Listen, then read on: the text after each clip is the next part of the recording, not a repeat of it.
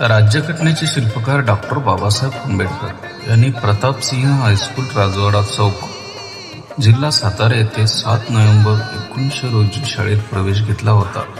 हा दिवस आता शाळा महाविद्यालयामध्ये विद्यार्थी दिवस म्हणून साजरा करण्याचा निर्णय शिक्षण विभागाने घेतला. बाबासाहेबांनी शाळेत प्रवेश घेतला त्यावेळी त्यांचे नाव भिवा असे होते. या शाळेच्या रजिस्टरमध्ये 1914 या क्रमांकासमोर आजही बाल भिवाची स्वाक्षरी आहे. हा ऐतिहासिक दस्तावेज शाळेने जपून ठेवला. शिक्षण हे उन्नतीचे एकमेव साधन आहे.